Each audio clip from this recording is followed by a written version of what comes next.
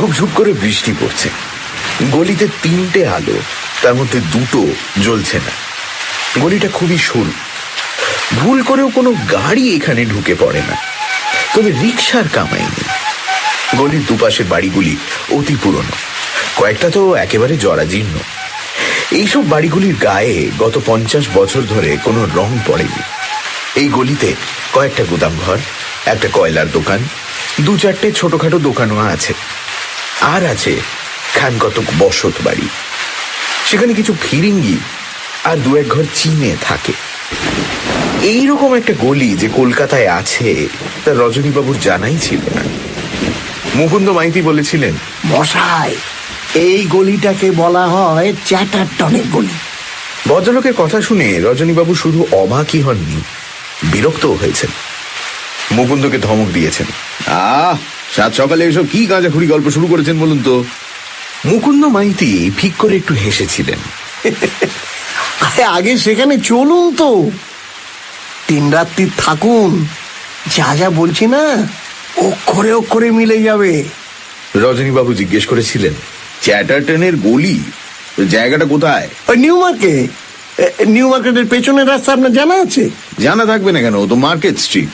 ঠিক বলেছেন, ওই রাস্তারই কাছাকাছি চ্যাটারটনের গলি। তাহলে ওই কথাই রইল, পরশুদিন রাত 10টায় আসছি, একটা ট্যাক্সি নিয়ে চলে যাব। আপনি আপাতত আমাকে 1000 টাকা দিন না। রজনীবাবু 10টা 100 টাকার নোট মুকুন্দর হাতে গুঁজে দিয়ে বলেছিলেন, জানতো, এবার ভাগুন। মুকুন্দ উঠেছিলেন, ঢ্যাঙা চেহারা, মাথায় টাক, আর থেকে থেকে মটমট করে আঙুল মটকান। বিদায় নেওয়ার আগে মুকুন্দ একটু থেমেছিলেন। ট্যাক্সিতে নিয়ে যাবো, বুঝলেন, তবে গলির ভেতরে গাড়ি ঢুকবে না। মিন্টো হাউসে পৌঁছতে হলে 10 মিনিট হাঁটতে হবে। রজনীবাবু মাথা নেড়েছিলেন, হাঁটতে পারতে পারবো না, রিক্সা নেই। ঠিক আছে, রিক্সার ব্যবস্থা নয় করা যাবে। আরো 10টা টাকা ছাড়ুন না। রজনীবাবু রক্তচক্ষু তুলে মুকুন্দ মাইতির দিকে তাকিয়েছিলেন। তাতেও মুকুন্দ নির্লজ্জের মতো বলেছিলেন, মশাই, কত বড় একটা কাজ আপনার জন্য করতে যাচ্ছি বলুন তো। এইবার আপনার হাত থেকে যে গপ্প বেরোবে না, তা পড়ে মানুষের একবারে তাক লেগে যাবে। রজনীবাবু পকেট থেকে আরো 10 টাকা বার করে দিয়েছিলেন। কেবল ভূতের গল্প লিখে একজন মানুষ কত বিখ্যাত হতে পারেন তার জলজ্যান্ত দৃষ্টান্ত স্বয়ং রজনীবাবু। থাকেন কালীঘাটে, বিয়ে টিয়ে করেননি, কাজের লোক হরিকে নিয়েই আছেন। কিভাবে মুকুন্দ মাইতির সঙ্গে তার আলাপ হলো সেটা জানানো দরকার। একদিন সকালে হরি এসে বলল, দাদা, এক ভদ্রলোক আপনার সঙ্গে দেখা করতে এসেছেন। তখন বেলা 9:30, সবে ঘুম থেকে উঠে 1 কাপ চা খেয়ে একটা সিগারেট ধরিয়েছেন। রজনীবাবু গতকাল সারা রাত ধরে একটা গল্প লিখেছেন, অবশ্যই ভূতের গল্প। অনেকদিন পর একটা গল্প লিখতে পেরে মনটা বেশ প্রফুল্ল আছে। তাই প্রসন্ন মুখে হরিকে জিজ্ঞেস করলেন, কে এসেছেন, চিনিস নাকি? না, কোনোদিন দেখিনি। অন্যদিন হলে রজনীবাবু বাইরের লোকের সঙ্গে তখনই দেখা করতেন না। দর্শন প্রার্থীকে হয়তো ফিরে যেতে হতো বা বেশ কিছুক্ষণ অপেক্ষা করতে হতো। কিন্তু আজ রজনীবাবুর মেজাজ ভালো আছে। একটু পরে অমানিসা পত্রিকার সম্পাদক কিঙ্কর বর্মন আসবেন, গল্পটা তাকে দেবেন, তিনি কথা দিয়েছেন। কিঙ্কর বর্মনের সঙ্গে রজনীবাবুর পরিচয় তো আজকের নয়। তিনি যেমন ভূতের গল্প ছাড়া অন্য কিছু লেখেন না, তেমন অমানিসা পত্রিকাতে ভূতের গল্প ছাড়া অন্য কোনো গল্প ছাপা হয় না। সুতরাং কিঙ্কর বর্মন আসার আগে এই লোকটাকে বিদায় করতে হবে। রজনীবাবু হরিকে বললেন, লোকটাকে এই ঘরে নিয়ে আয়। লোকটাকে ঘরে পৌঁছে দিয়ে হরি চলে গেল। লোকটার মাথায় টাক, বেশ ঢ্যাঙা। রজনীবাবু ইজি চেয়ারে বসেছিলেন। সামনের খালি চেয়ারটা দেখিয়ে দিয়ে বললেন, বসুন। লোকটা চেয়ারে বসে আঙুল মটকাতে মটকাতে বলল, অধমের নাম মুকুন্দ মাইতি, আমি একজন ভৌতিক ফেরিওয়ালা। মুকুন্দ মাইতি বিগলিত হাসি ছড়িয়ে দিয়ে বললেন, বুঝলেন, আসলে ফেরিওয়ালারা যেমন পথে পথে ঘুরে পণ্য ফেরি করে, আমি তেমনি ভূতের গল্পের প্লট ফেরি করি। আচ্ছা, জ্যাঠা টাইপের লোক তো এই মুকুন্দ মাইতি। রজনীবাবু একটা সিগারেট ধরালেন। মুকুন্দ হাত পেতে বললেন, দিন না, একটা সিগারেট দিন না। রজনীবাবু চোখ কপালে উঠে যাওয়ার জোগাড়। লোকটা মহা নির্লজ্জ তো। তবু লোকটা কি বলতে চান সেটা জানার কৌতূহল তো হচ্ছেই। কাজেই সিগারেট দিলেন। সিগারেট ধরিয়ে মুকুন্দ মাইতি বললেন, আপনি বিখ্যাত মানুষ, ভূতের গল্প ছাড়া কিছু লেখেন না আমি এটা জানি, তাই ভাবলাম যাই। আপনার তো গল্প চাই না, গল্প চাই। রজনীবাবু গম্ভীর স্বরে বললেন, প্লট যখন আপনার মাথায় আসে তখন তো নিজে লিখলেই পারেন। মুকুন্দ হো হো করে হেসে উঠলেন, আঙুল মটকাতে মটকাতে বললেন, আরে বেড়ে বলেছেন আমি আমি লিখবো গপ্প? আপনি তাহলে আসুন, অন্যের প্লট নিয়ে আমি গল্প লিখি না। প্লট পাবো কোথায়? আমার না আছে বিদ্যে, না আছে বুদ্ধি। আরে প্রতিভা তো অনেক দূরের কথা। তাহলে এতক্ষণ যে বলছিলেন আপনি গল্পের প্লট ফেরি করেন। মাথা ঝাঁকালেন মুকুন্দ। দাঁড়ান দাঁড়ান দাঁড়ান, ব্যাপারটা আপনাকে একটু বুঝিয়ে দিই। আমি কলকাতায় কিংবা আশেপাশে কোথায় কোথায় ঠিক ভুতুরে বাড়ি আছে তার হদিশ রাখি। সেই সব ভৌতিক কাণ্ডের চাক্ষুষ অভিজ্ঞতা আমার আছে। যারা এরকম ভৌতিক ক্রিয়াকাণ্ড দেখতে ইচ্ছুক না, তাদের আমি সাহায্য করি, অবশ্য বিনিময়ে সামান্য কিছু দক্ষিণে নিয়ে থাকি।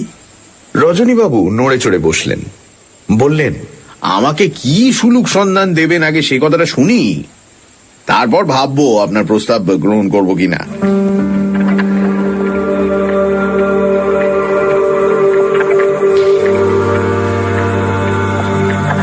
চ্যাটার্টনের গলির ভেতরে মেন্টো হাউস। আপাতত সেই বাড়ির দোতলায় একটা ঘরের জানলার সামনে তক্তপোষের ওপর বসে আছেন রজনীবাবু। এখন রাত 12:20। অন্তত রজনীবাবুর হাত ঘড়ি তাই বলছে। 10:05 একটা টিফিন ক্যারিয়ারে রুটি, তরকারি আর ডিমের ডালনা দিয়ে গিয়েছিলেন মুকুন্দ। খাবারের দরুন হাত বাড়িয়ে 20টা টাকাও আদায় করেছেন। কাল রাত্রিরে রজনীবাবু এই মিন্টো হাউসে এসেছেন। কাল রাতে খাওয়া দাওয়ার ঝামেলা ছিল না, বাড়ি থেকে খেয়ে এসেছিলেন। আজও সেই রকম ইচ্ছেই ছিল, কিন্তু মুকুন্দ মাইতি বাদ সাধলেন। বললেন রজনীবাবু যেন আজ রাতে খাবারটা মিন্টো হাউসে বসেই খান। রজনীবাবু ভেবেছিলেন আজ বোধহয় মুকুন্দ তাকে ভোজনে আপ্যায়িত করবে। সেই গুড়ে বালি। মুকুন্দ মাইতির প্রস্তাবটা রজনীবাবুর কাছে বেশ লোভনীয়। চ্যাটার্টনের গলির ভেতরে মিন্টো হাউসে গিয়ে কেবল 3টে রাত কাটানো, সকালে বাড়ি ফিরে আসা, আবার রাত 10টায় নিজের বাড়ি থেকে বেরিয়ে মিন্টো হাউসের দোতলায় এই ঘরটায় ঢুকে পড়া। এই গলিটার নাম তো মার্কেট স্ট্রিট, তবে চ্যাটার্টনের গলি বলা হয় কেন? মুকুন্দ নিজেই প্রশ্ন তুলেছিলেন এবং নিজেই উত্তর দিলেন। আসলে 130 বছর আগে এই মিন্টো হাউসে এক সাহেব থাকতো। যতদূর শুনেছি তার নাম ছিল চ্যাটার্টন। চৌরঙ্গিপাড়া একটা হোটেলে নাকি ওই সাহেবটা বেহালা বাজাত। টিভিতে ওই সাহেবের মৃত্যু হয় এই ঘরে। তার প্রেতাত্মাকে এ বাড়িতে ঘুরে বেড়াতে দেখা যায়। মুকুন্দ মাইতি রজনীবাবুকে অভয় দিয়ে বললেন, তবে স্বস্তির কথা হলো কি জানেন, চ্যাটার্টন কখনো নিজের ঘরে ঢোকেন না। তবে হ্যাঁ, আপনার ভাগ্যে যদি থাকে তবে সাহেবকে দেখবেন বারান্দায়, উঠোনে, কিংবা ধরুন সাহেব সিঁড়ি দিয়ে উঠছে অথবা নামছে। হয়তো দেখবেন গলির ভেতরে একটা পুরনো বাড়ির দেয়ালে ঠেস দিয়ে লোকটা বেহালা বাজাচ্ছে, কেমন সুরেলা সুন্দর। এমনকি এ বাড়ির সিঁড়ির ধাপে বসে চ্যাটার্টন বেহালা বাজাতে পারে। তবে কি সব দেখা তো ভাগ্যের ব্যাপার। রজনীবাবু একটু মুচকি হেসে বলেছেন, তাহলে আপনি বলছেন যদি ভাগ্য সুপ্রসন্ন হয় তাহলেই সাহেব ভূতের দেখা পাবো, যদি ভাগ্য বিরূপ হয়, চ্যাটার্টনকে যদি একবার চোখের দেখা দেখতে না পাই, তাহলে আপনাকে দেওয়া টাকাগুলো ফেরত পাবো তো? একটু থমকে যান মুকুন্দ, তারপর বিগলিত হেসে বলেছেন, পাবেন বই কি, পাবেন বই কি। তবে আমি জানি মশাই, ভৌতিক ব্যাপারে আপনার ভাগ্য বরাবর সুপ্রসন্ন। প্রথম রাত রজনীবাবুর ওপর ভাগ্য দেবতা পুরোপুরি সুপ্রসন্ন ছিলেন না, তবে তাঁর প্রসন্নতা হয়তো পেয়েছিলেন।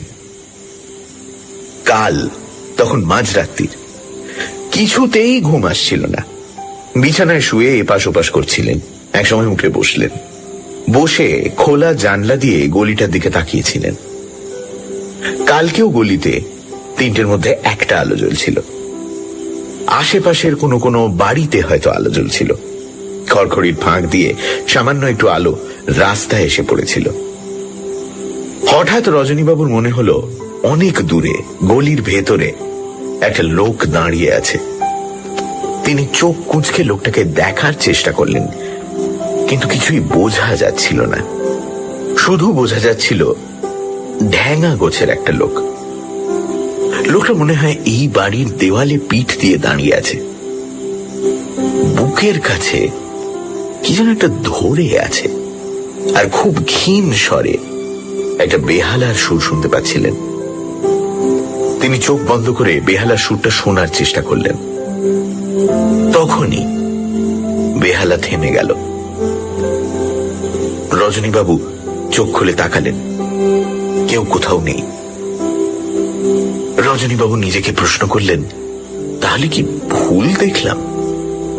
সবটাই কি আমার মনের ভুল? তারপর প্রায় ভোর পর্যন্ত রজনীবাবু জেগে বসেছিলেন, আর কিছু দেখতে পাননি। তাই আজ অনেক আশা নিয়ে বসে আছেন। আজ আবার সন্ধ্যে থেকে ঝুপঝুপ করে বৃষ্টি পড়ছে। একটানা জানলার সামনে বসে থাকতে থাকতে কেমন যেন ঘুম ঘুম পাচ্ছিল। রজনীবাবু বিছানার উপর শুয়ে পড়লেন। এই ঘরে একটা টিমটিমে আলো জ্বলছে। ছোট ঘর, একটা তক্তপোষ আর একটা কাঠের আলমারি, আসবাব বলতেই। ঘরের বাইরে সরু বারান্দা, বারান্দার কোণে একটা কলঘর। মিন্টো হাউস যে বাড়িটার নাম, তা কিন্তু বাড়িটার গায়ে কোথাও লেখা নেই। নিচে দুটো ঘর তালাবন্ধ, মাঝখানে এক চিলতে উঠোন। উঠোন থেকে লোহার ঘোরানো সিঁড়ি দিয়ে দোতলায় উঠতে হয়। ওপর তলায় তিনখানা ঘর, তার মধ্যে এই ঘরটাই যা আসত।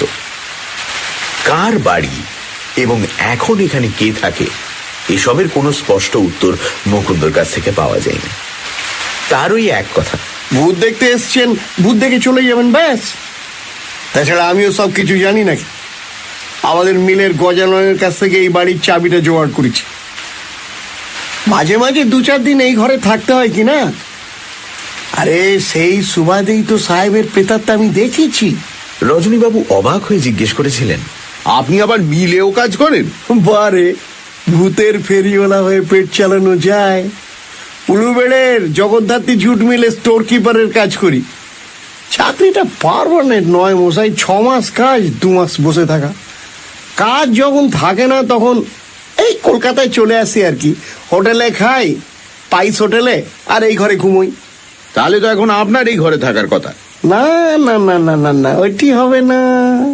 দুটি প্রাণী একসঙ্গে থাকলে সাহেব কখনো দেখা দেবে না।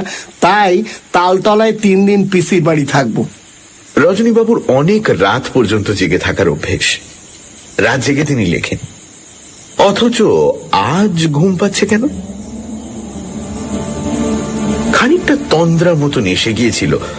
হঠাৎ বেহালার করুণ সুর শুনে ধর্মর করে উঠে বসলেন। জানলা দিয়ে গলিটার দিকে তাকালেন। কই, কিছু তো দেখা যাচ্ছে না। কান পেতে বেহালার সুর শুনলেন। এবার মনে হলো বেহালার আওয়াজ এই মিন্টো হাউসের ভেতর থেকেই আসছে। বিছানা থেকে নেমে বেজানো দরজা খুলে বারান্দায় এলেন। নিচের দিকে তাকিয়ে থমকে গেলেন। লোহার ঘোরানো সিঁড়িটার শেষ ধাপে একটা লোক বসে বেহালা বাজাচ্ছে। ঝুপঝুপে বৃষ্টি আপাতত থেমেছে, কিন্তু আকাশে এখনো মেঘ। মিন্টো হাউসের পেছনের দিকে একটা বাড়ির তেতলার 3টে ঘরে এত রাতেও আলো জ্বলছে। বন্ধ কাঁচের সারসির ভেতর থেকে ওই আলো একটুখানি এই উঠোনে এসে পড়েছে। তাতে লোকটাকে দেখা যাচ্ছে।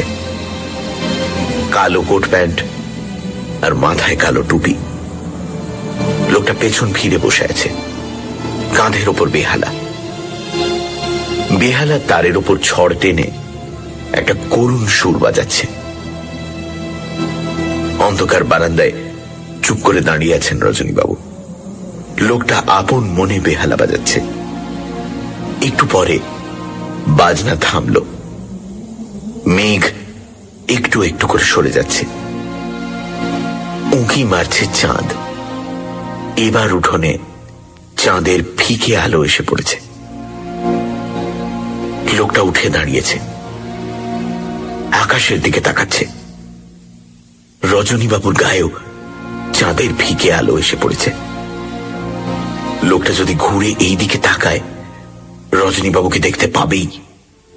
তাই উনি একটু পিছিয়ে এসে জমাট অন্ধকারের ভেতরে ঢুকে পড়লেন। এখানে দাঁড়িয়েও লোকটাকে দেখতে পাচ্ছে। ঠিক যা ভেবেছিলেন তাই। লোকটা এবার ঘুরে দাঁড়িয়ে মুখ তুলে এই বারান্দার দিকেই তাকিয়ে আছে। কিন্তু রজনীবাবুকে দেখতে পাবে না, তিনি তো এখন অন্ধকারে লুকিয়ে আছেন। লোকটা কি সত্যি চ্যাটার্টনের প্রেতাত্মা? চাঁদের ক্ষীণ আলোতে মুখটা দেখাই যাচ্ছে না। রজনীবাবুর কেমন যেন সন্দেহ হচ্ছে। এবার লোকটা লোহার সিঁড়ির ধাপে সাবধানে বেহালা ছড়টা রাখল। রজনীবাবু 15 মিনিট আগে হাত ঘড়িটা দেখেছেন রাত 1:15। অনুমান করলেন 1:30 বাজে। লোকটা এখন দাঁড়িয়ে দাঁড়িয়ে নিজের আঙুল মটকাচ্ছে। কোথা থেকে ছুটে এলো দমকা হাওয়া। ঢ্যাঙা লোকটা টুপি উড়ে গেল। রজনীবাবু স্পষ্ট দেখতে পেলেন লোকটার মাথায় প্রশস্ত টাক। হঠাৎ জোরে বৃষ্টি এসে গেল। রজনীবাবু ছুটে ঘরে ঢুকে গেলেন। ঘরে ঢুকে প্রথমেই জানলাটা বন্ধ করলেন। তারপর গুম হয়ে বিছানার উপর বসলেন। মনের ভেতরটা ছটফট করছে। রাগে মাথার শিরাগুলো বোধহয় ছিঁড়ে যাবে। মুকুন্দ মাইতি এইভাবে ঠকালো। লোকটাকে ভদ্র বলে মনে হয়েছিল, তাই বরাবর তিনি তাকে আপনি আপনি করেছেন। এখন তো দেখছেন লোকটা 1 নম্বরের চিটিংবাজ। কিরকম একটা গল্প ভেঁধেছিল, চ্যাটার্টন সাহেবের গল্প। আর তারপর নিজেই কেমন চ্যাটার্টন সেজে বেহালা বাজিয়ে রজনীবাবুকে ধোকা দিতে চেয়েছিল। সকাল হোক, এর একটা ব্যবস্থা করতেই হবে। রজনীবাবু ভোরের দিকে ঘুমিয়ে পড়েছিলেন। ঘুম ভাঙল বেলা 10টায়। দরজার সামনে দুজন দাঁড়িয়ে আছে। একজনের বয়স বছর 35, অন্যজন 24-25 হবে। রজনীবাবু জিজ্ঞেস করলেন, আপনারা কারা? মুকুন্দকে খুঁজছেন? অচেনা যুবক দুটি মাথা নিচু করে দাঁড়িয়ে আছে। রজনীবাবুর মনে হলো মুকুন্দ বোধহয় বুঝতে পেরেছে সে ধরা পড়ে গেছে, তাই নিজে আসতে ভয় পেয়েছে। রজনীবাবু এবার কড়া গলায় জিজ্ঞেস করলেন, আরে চুপ করে আছেন কেন? আপনারা কারা? ওদের মধ্যে যে বয়সে বড় সে বলল, আমরা মুকুন্দদার পিস্তুত ভাই। আমি রতন, আর এর নাম তপন। রজনীবাবু বললেন, বুঝেছি, আপনারা বোধহয় তালতলায় থাকেন। রতন মাথা নাড়ল। হ্যাঁ, তালতলার ডাক্তার লেনে। তোমাদের গুণধর মামাতো দাদা তো এই ঘরেই থাকে। দু ভাই পরস্পরের মুখের দিকে তাকালো। রজনীবাবু আবার ব্যঙ্গের সুরে জিজ্ঞেস করলেন, তো গুণধর মুকুন্দ কোথায় চাকরি করে? রতন কাঁপা কাঁপা গলায় বলল, জগদ্ধাত্রী অপেরায় বেহালা বাজাতো। বাজাতো? কথাটা খট করে কানে গিয়ে লাগলো। রজনীবাবু বললেন, চাকরিটা খুইয়েছিল কেন? সেখানেও এরকম চালাকি করতে গিয়েছিল বুঝি? দুজনে একসঙ্গে মাথা নাড়ল। তার মানে চাকরিটা এখনো আছে। এরা যে কি বলতে চায় রজনীবাবু কিছুই বুঝতে পারছেন না। রজনীবাবু বললেন, মুকুন্দ আমার সঙ্গে কেবল চালাকি করেনি, জোত চুরি করেছে, তোমরা জানো? তপন বলল, জানি, মুকুন্দদা সব বলেছে আমাকে। রজনীবাবু শ্লেষের সঙ্গে জিজ্ঞেস করলেন, তা সে গুণধর এখন কোথায়? এবার তপন কথা বলল, সেই খবরটাই দিতে এসেছি স্যার। কাল রাত 11টার সময় এসএন ব্যানার্জি রোডে লরি চাপা পড়ে দাদা মারা গেছে। রজনীবাবু স্তম্ভিত। কাল রাত 1:30টার সময় চ্যাটার্টন সেজে কে তবে বেহালা বাজিয়ে গেল?